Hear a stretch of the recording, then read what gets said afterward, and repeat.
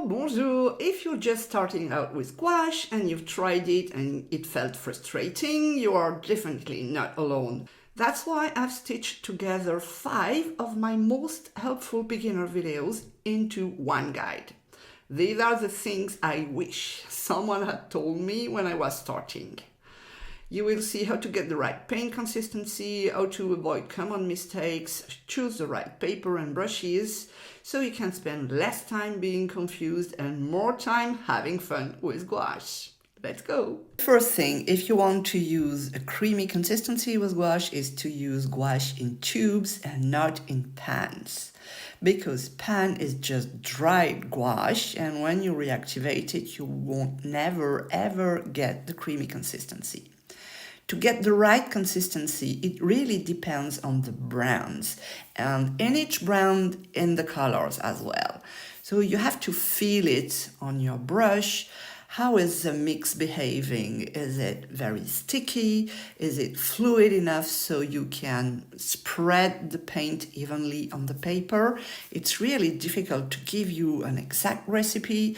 It's really a feeling, and also it depends on where you're living and what the weather is. It should be creamy enough that you can cover the white of the paper.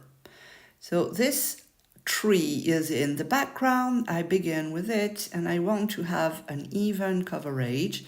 So I have a quite thick paint, we could say cream consistency, or think toothpaste. And I have enough paint that it makes a little border on the edge outside, kind of a bump. So this is a sign that you have really a creamy consistency, and maybe it's a bit too creamy, and at some point you will need to add a bit more water so it's easier to move on the paper.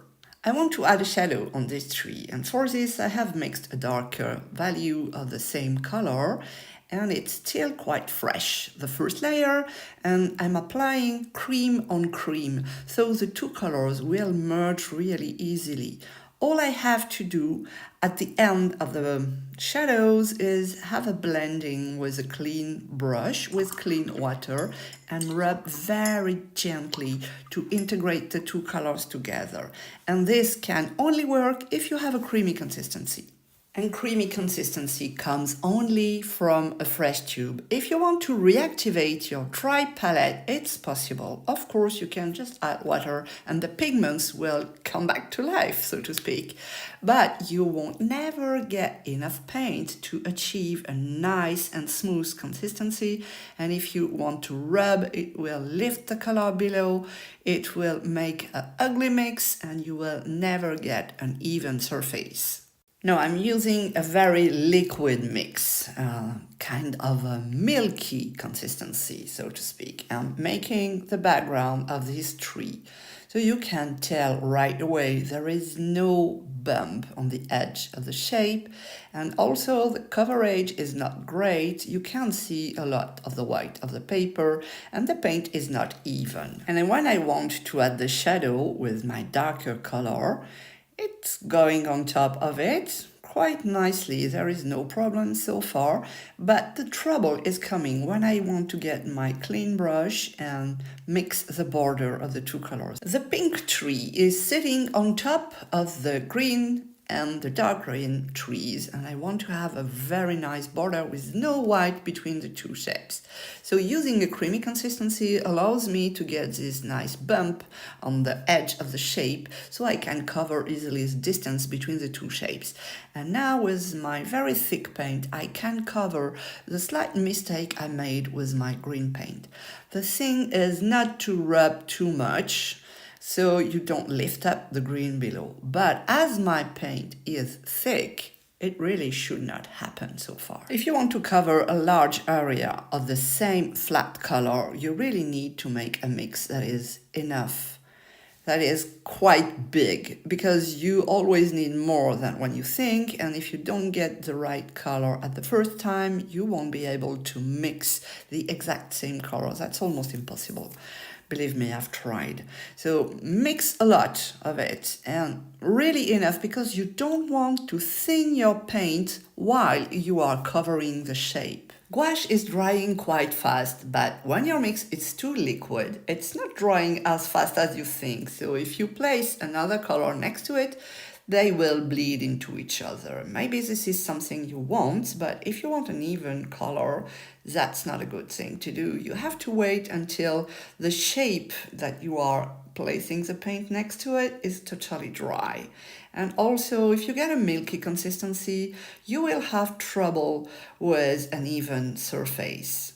And also, maybe you didn't mix enough, so you're trying to add more water, so you get enough paint to cover your shape. But believe me, it's the wrong idea. You should make a complete new mix with enough paint.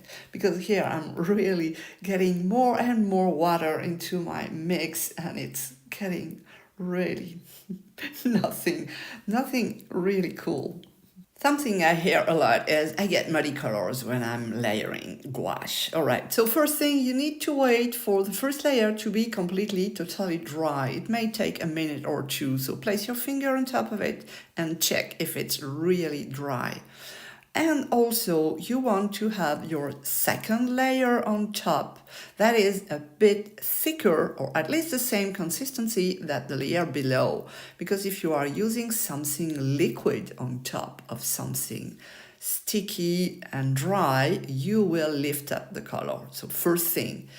Second thing, you want to limit the number of brush strokes you are placing on top. So just one brush stroke is ideal if you can, of course. If you are placing a layer of liquid under and you don't wait for it to be dry before you apply another layer on top, whatever the consistency, you will have trouble because the color will fuse into each other, so the edge won't be clean, and also you will lift up the color below. If you look at the branches in the middle, you can see the green of the tree. The same thing applies if you want to have pointy shapes with the tip of the brush. It's really easier to do with a thick consistency because it will keep the shape that you placed. It won't bleed on the paper.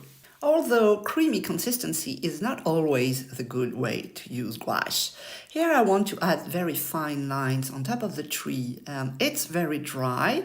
I'm using a quite liquid paint because it is very thin and it's very difficult to get thin lines with creamy consistency. So you have to adjust the amount of water in your mix until you get something that is fluid enough to move on the paint and not so liquid. Also, a very important thing is don't rub. Just place one single brush stroke and you won't lift the color below. If you want to paint dots, you can go even more liquid. It will be easier to achieve the round, nice shapes. So just dip the brush in your paint and place a tiny touch of paint. Don't rub. Because if you rub, because you're trying to make a circle, for sure you will be lifting the color below. And here, even more because the color below is so thin that it will be reactivated very soon. Also, you can tell that I can see the pencil under the pink layer because it's so thin that it's not hiding my pencil, even if it was very light. And here you are, the two next to each other. On the left is the creamy one, so to speak, and on the right is the more liquid one. So from a distance, it looks quite okay, but if I'm getting closer and I show you some texture, you will see the difference. This one is really opaque, with almost even surface, because I don't like even surface, but don't hate. And this one is really more liquid and you can see the white of the paper through the paint. This is very good if you are doing watercolor, but maybe if you are doing gouache, this is not exactly what you want. Let's paint this bird with a wrong way and a good way. If you want to paint it as well, you have the link in description to the reference image. First mistake is adding too much water. This is the most common mistake that I see gouache beginners do, and usually they come from watercolor, so they are used to a very liquid medium to add a lot of water and to let the water do the job. That's fine with watercolor and it can work with gouache, but this is not what gouache is meant for. The pigments inside the gouache have a larger size than the one inside the watercolor paint, so they won't fuse as well as watercolor. So if you want to have blotches, cauliflower effects, and very diffused colors, that's fine, but you should be using watercolor instead of gouache. And if you use too much water, you will lose this opacity.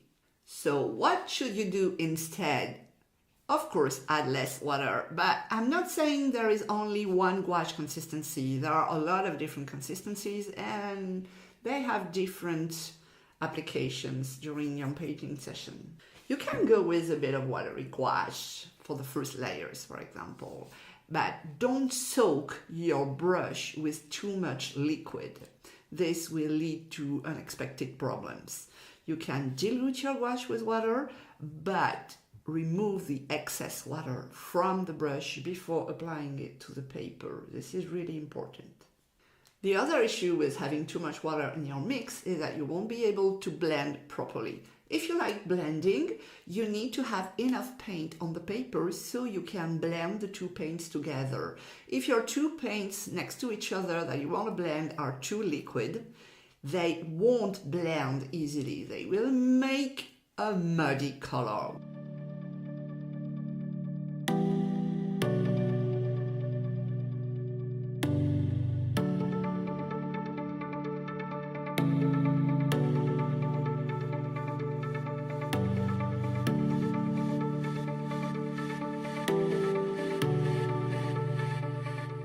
Which leads me to my second problem that I see beginners do. Mistake number 2, not allowing the paint to dry completely. I know gouache is drying pretty fast, but not as fast as you think. And depending on where you live, the weather, the humidity, the temperature, it can take up to 2 or 3 minutes. It doesn't seem long, but if you don't wait for the previous layer to dry and you apply a second layer on top, you will get muddy colors because you will reactivate the paint below. And this is especially true if you are using too much water, as we saw in the first mistake. What should you do instead? Obviously, wait for the layer to dry, and you can do this by working on a different part of the painting while the first one is drying. I would not advise you to use a hairdryer because the time you use the hairdryer is approximately the time it will take to dry anyway. And also the heat is not very good for the gouache.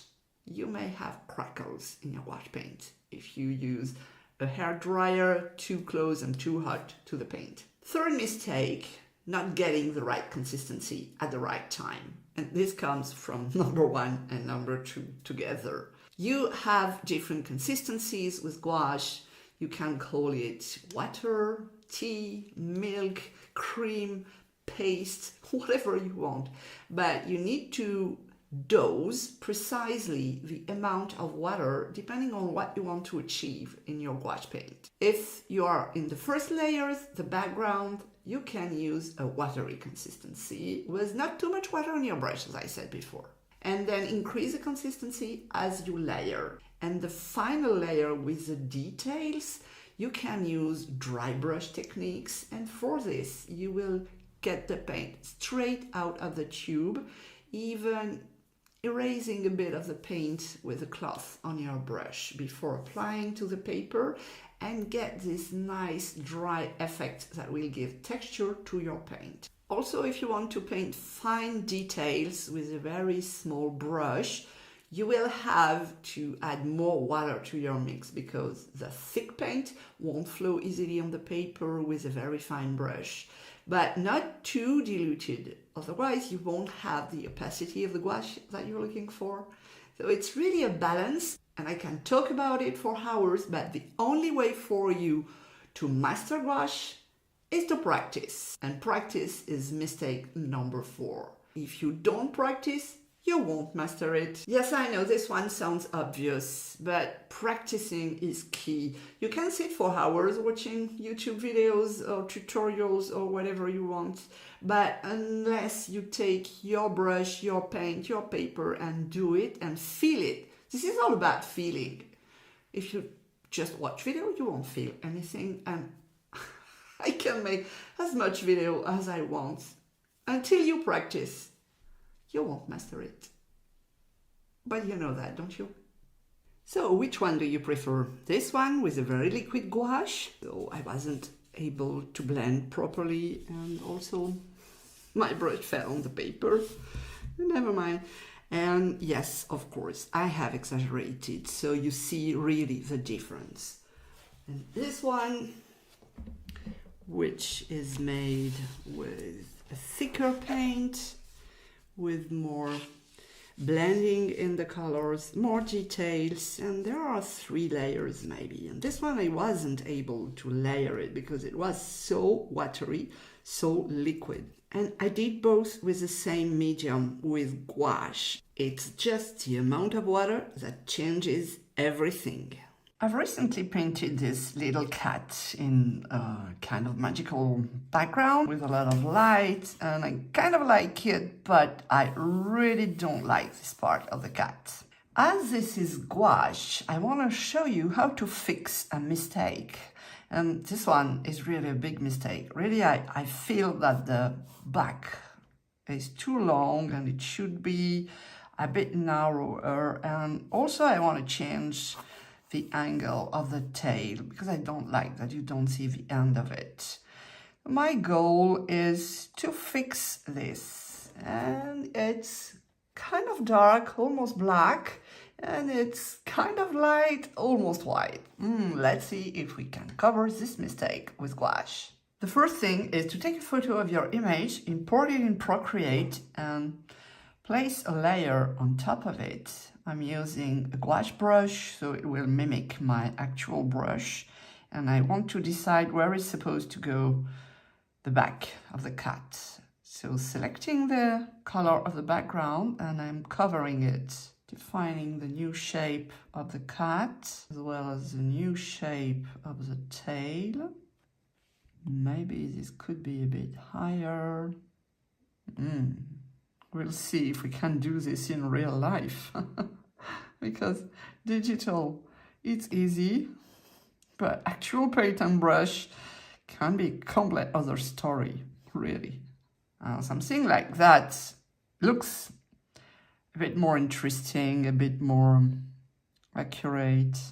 So you're not compelled to do this part of it if you can just draw directly on your existing painting. That's fine as well. But I don't want to mess up too much and have to do it twice or 3 times. Let's go for this, and there will be some hair, loose hair around the tail, as well as the back, and also the spotlights. Now I have a good idea what I want to fix at the cat, and let me show you the difference before and after. Obviously I like this one much better. It looks really more natural. The pose is okay. So I have my image here as a reference, and now let's grab this one and place the drawing on it. New shape is more like this, more rounded on the back. This is a 2H pencil and it's visible on the gouache. If you make a mistake, you can still erase it. Okay, let's go for this. Now I have my drawing that is ready. And the tricky part will be covering the black. Here it will be okay because I will go with the dark part over a light one, so that will be really fine. The first thing to do is to remove a bit, let's say a lot, of the dark pigment that is on the paper. I will be using a damaged brush. It's a flat brush with the edges that are already damaged, and you need a clean tissue and clean water. Place your brush in water, remove the excess, and go on the black and rub gently. And this will get the pigment out of the paper. You see that? So clean your brush and do it again until you get most of the paint out of it. The idea is to reactivate the gouache so you can lift up the color. you need to really clean your brush very often. So you rub a bit to activate the dry pigment, and then you can lift up, take it on your brush and clean your brush on your tissue. This is a huge makeover, really. I would say I rub quite hard because I know it's a heavy watercolor paper and it won't move. But if your paper is beginning to be damaged, stop rubbing and go to the next step. You can also tap with your tissue on the paper and you can lift up a lot of pigments this way.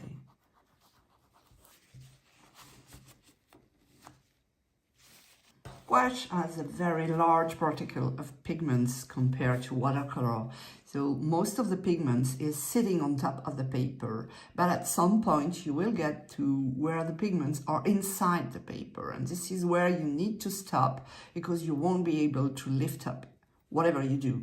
From now, you need to cover it. And before covering it, make sure this is completely, totally dry.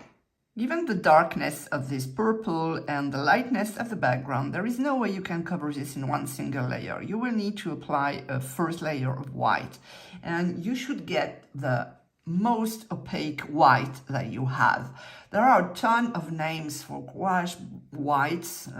It can be permanent, zinc, titanium. They all have different names. It doesn't really matter. What matters is the opacity of it. And for this, you will check the symbol, which is usually a square or can be a circle. And if it's filled, it's opaque. So for example, this one is permanent white. It's opaque. This one is titanium. It's opaque. And this one is primary white, and it's not as opaque as the others because the symbol is half filled. Grab what you have. Doesn't really matter the name of it. I will take this one, which is permanent white, and I will place it on top of the part I want to cover with light gouache and use it in a very thick layer. I'm covering everywhere. I've been placing some bluish, purplish pigment. Applying very small brush strokes. I don't really mind so far because I will cover it with the adequate color later. Try to apply it with as less brush stroke as you can, because every time you are rubbing, you may lift the pigment below. My paint is almost pure from the tube. The only thing is I have added a tiny amount of water, just to let it flow on the paper. It doesn't matter if some pigments is still visible from below because we will add more layers on top of this. When this is completely dry, you can try to find again the same color from the background. My guess is it will be very difficult because mixing the exact same color is sometimes very tricky. But actually I feel it lacks a bit of shadow under it, so I will play with this and add shadows. So I just need a darker color, and I'm still using the same white in my mix, so I'm sure this is also very opaque. I want to use a regular white that would be maybe a bit transparent. Add this same color somewhere else, so it's not completely out of nowhere. As usual, wait until it's dry and go for the tail. This is the easy part because it's dark over light. The only thing is you don't want to rub. Cover my pencil. While I'm at it, I'm just fixing also the nose. I thought it was a bit too vivid, a bit too light. And now my cat is fixed. Just need to add a bit of green grass over here. And who can tell, there was a different cat before. Yes, you. Because you've been seeing me painting. But other than that, really, gouache is perfect when you make mistake because you can fix it. I can show you from close view. There is really nothing to see here. It's perfectly fixed. Gouache is so forgiving. This is why I love it so much. Well, just one of the reasons I love it so much. Because you can fix whatever mistake you want. Even the biggest one. Here is the finished cat. And you can see the difference with the initial painting and how a small fix, well, a big fix, can do a lot for your painting. Is there such a thing as the best gouache paper? Is it even possible? Rather than selling you a specific paper, I want to give you tips to choose the best paper for you and for your specific project. And everything relies on your art style. First thing first, what is this project for? Is it just a practice for you? Is it a commission maybe? Or maybe you plan to sell it one day? And this will determine if you are using a sketchbook or loose paper. This is really important to begin with this. You know, I love sketchbooks because they are a great way to keep a record of your practice and your improvement and how your style is evolving. But let's say, for the sake of this video, that you want to use loose paper. My second question, now that we have decided to go for loose paper, how much water are you using in your gouache painting? Yes, I know it's not watercolor, but you can use a lot of water in gouache as well. And sometimes you really need to have a paper that can handle a large amount of water. This is why, if you are using a lot of water, I would advise you to use paper above 300 GSM.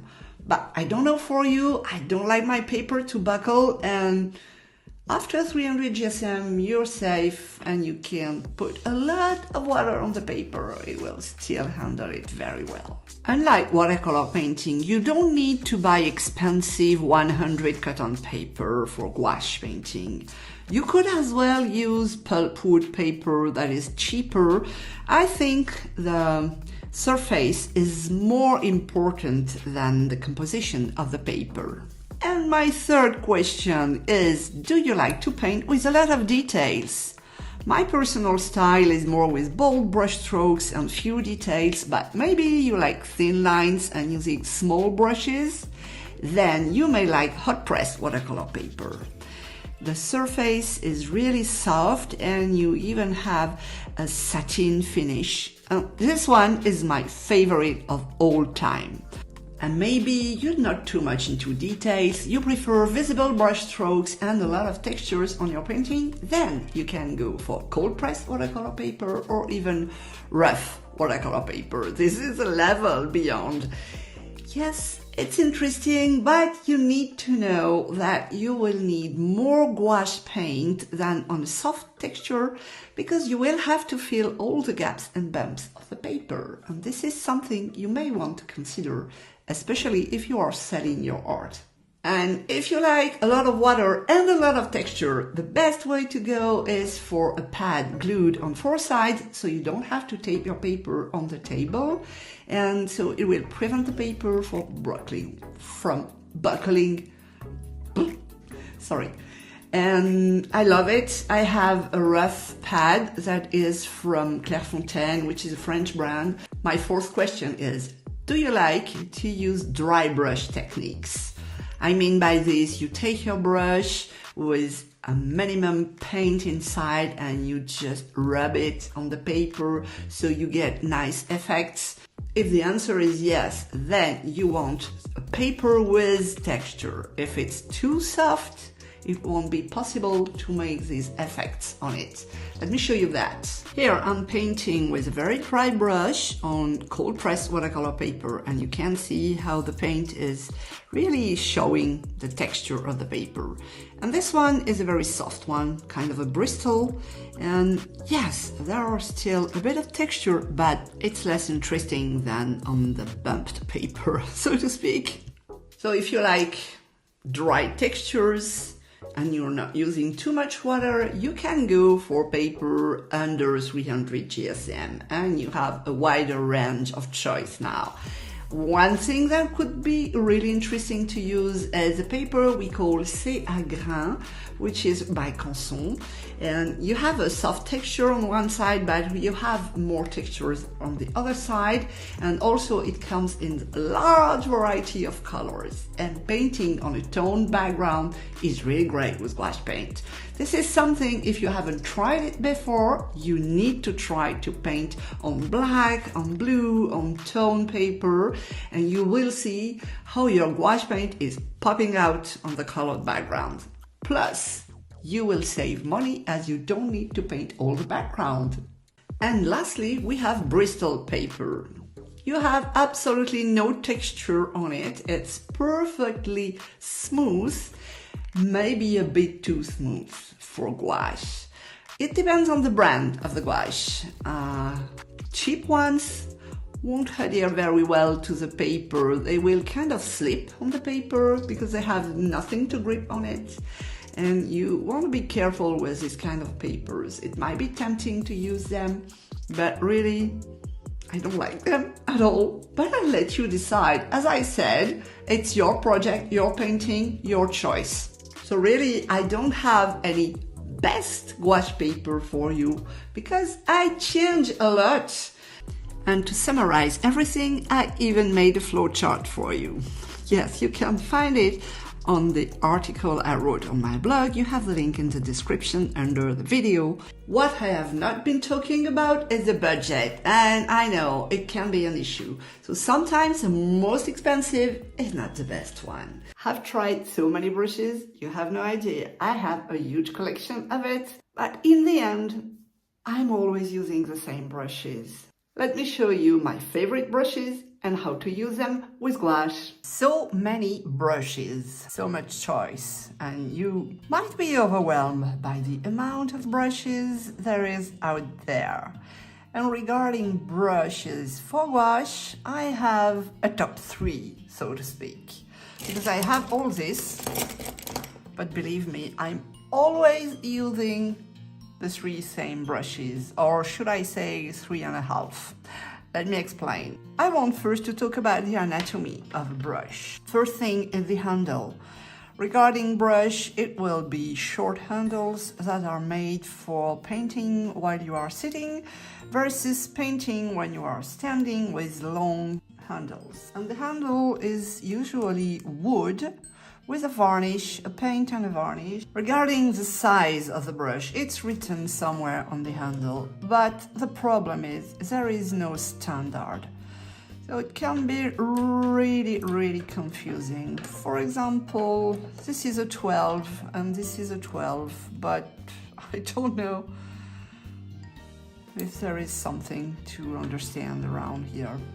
The number is really depending on the brand. So once you have a brand you love, you'd better stick to it and know your brand very well. Also, the name of the brand may disappear when you use it a lot, like here.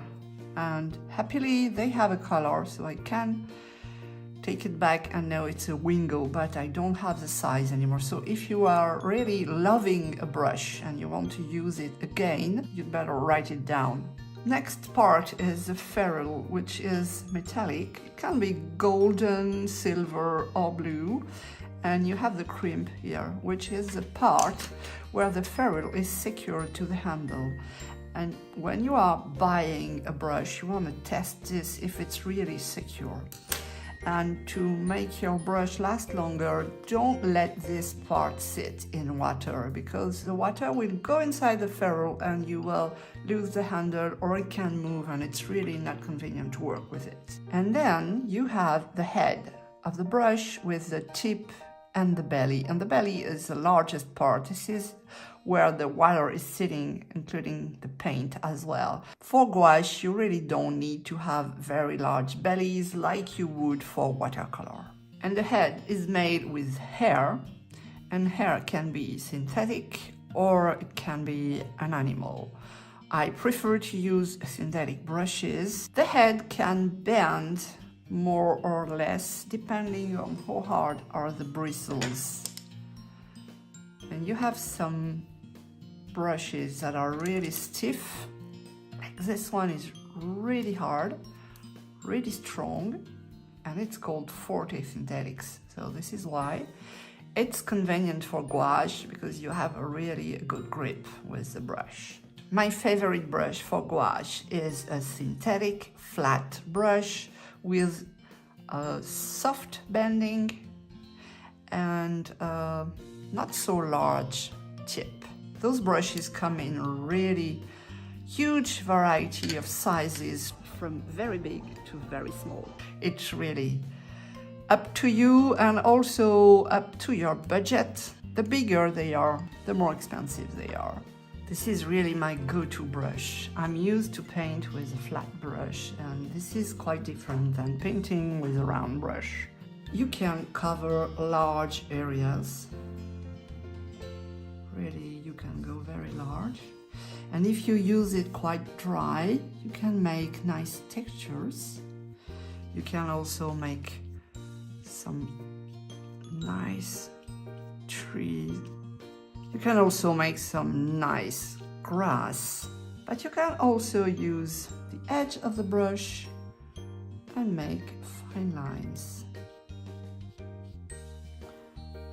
And you can go small with width. And if you take a smaller one, you will get finer details. My second favorite brush is a round brush with a fine tip and a small belly, so to speak.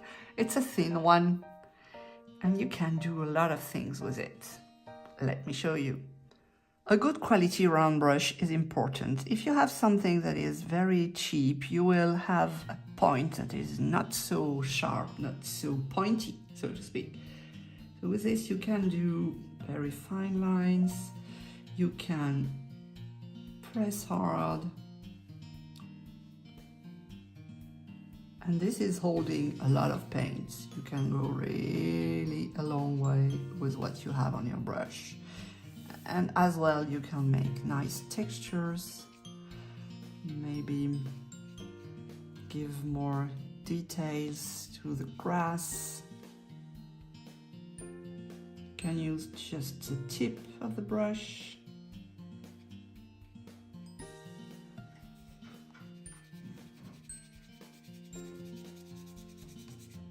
My third favorite brush is this really fine brush. It's a size 0, and you can do very small details with it. But you have a very short hair, so it doesn't handle a lot of paint inside. This is why I like to use as my my 3.5 favorite brush, this liner, which is basically a round brush, but very slim, with very few hair and very long hair. And this is handling much paint than this one, but they are doing quite the same thing. So let's say it's 1.5 brush together. And for the small one, you need to use a consistency that is a bit more diluted for the fine details. And I will send you back to my video where I explain the right consistency for gouache with do's and don'ts. I have diluted a bit my paint. I can do now very small details or larger one, because you can still use your brush by pressing. This is perfect for eyelashes, fine branches, nice grass. Depends if you pull, if you push. And the liner is, I would say, more liquid, requires more liquid. You can go a long way with what you have on your brush. And if you don't have enough, I have another one just for you. This is a bonus brush. This one is an angled brush. It's like a flat brush, but with a very sharp tip here. Very cool to make leaves and flowers, because you can press and get a leaf shape, which is great. And if you want to see how I use it, I have a video where I made flowers with just this brush. And still you can use it like a flat brush. Once you master the angle, because at the beginning it can be a bit tricky. And you can also use it with a large tip on top and get some nice shapes. But it's really optional, you don't need to have this brush with you to begin gouache. I would say that if you have those three, you are good to go. I'm not giving you any brand recommendation because it's so different from a country to another, and believe me, sometimes very cheap brushes are really cool. Except for the round brush, if you really want a fine tip, you need to get something a bit more pricey.